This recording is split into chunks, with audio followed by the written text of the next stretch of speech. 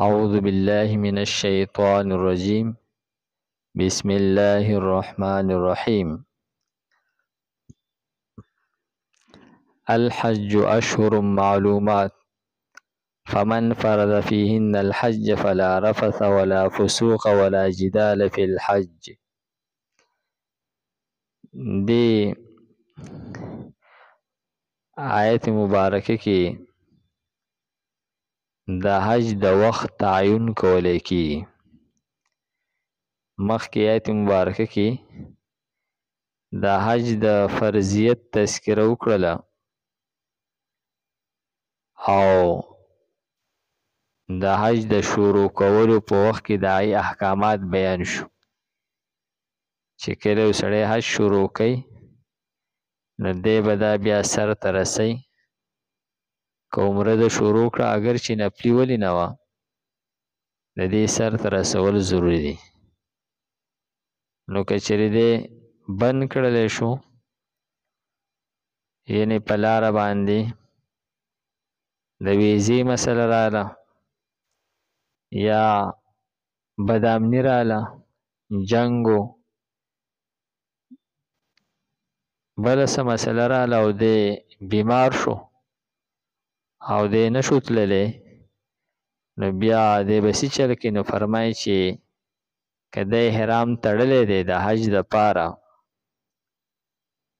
او تلبیه یې ویلې ده نو دی ډایرکټلی نشي واپس کېدلی بلکې دی به اول هدیه دا لیږي چې کله هغه ذبح شو نو دی بیا احرام سر به وخری او احرام به کولاو کړي نو بیا به دی کال له د هغې قضا کوي.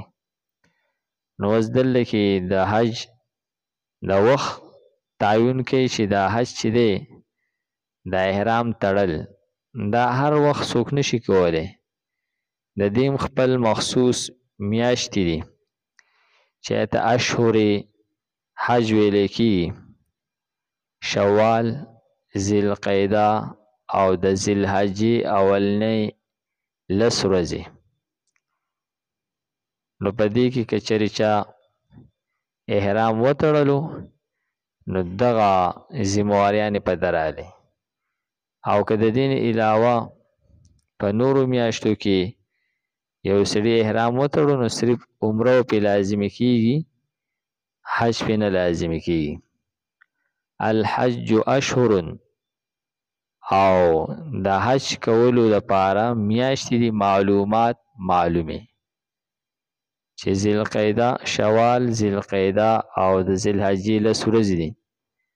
فمن نو هغه څوک فرضه چې فرض یې کړلو فیهن په دې میاشتو کې الحج په خپل ځان باندې حج، یعنې د حج اراده یې وکړله، روان شولو، احرام یې وتړلو او تلبیه یې ووی نو په ده باندې اوس د حج که اول نه فرض و چې بیا خو د اول نه فرض دی او که د اول نه فرض نه و نفلي و نو بیا هم د دې سر ته رسول په ده فرض شو.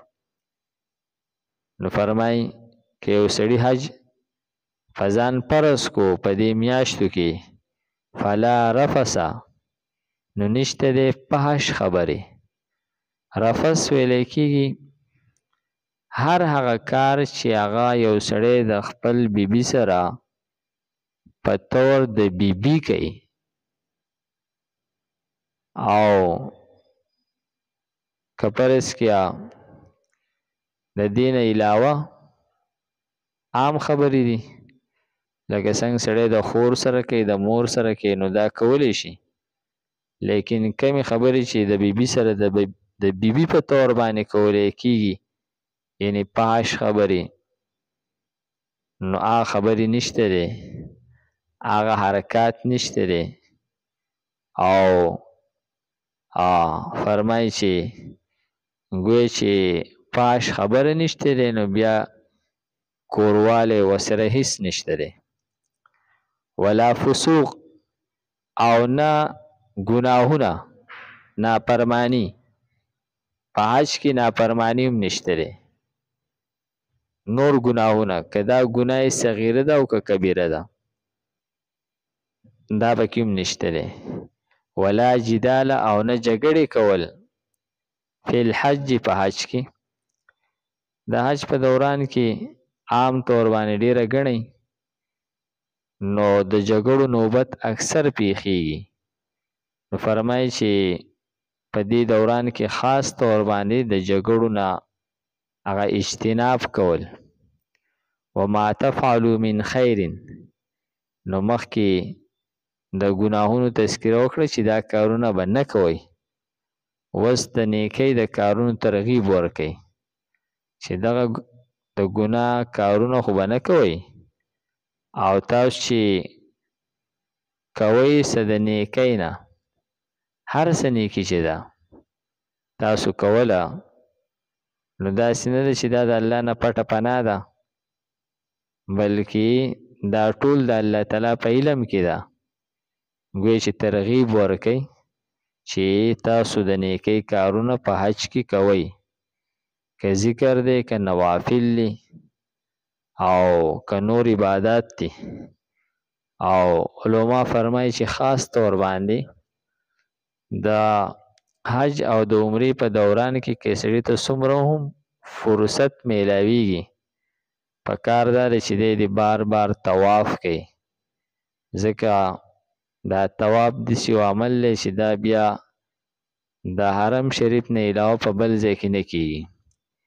تر څو پورې چې دی په حرم کې او د سره فرصت وي، نو دی هغه طواف کوي په کثرت سره.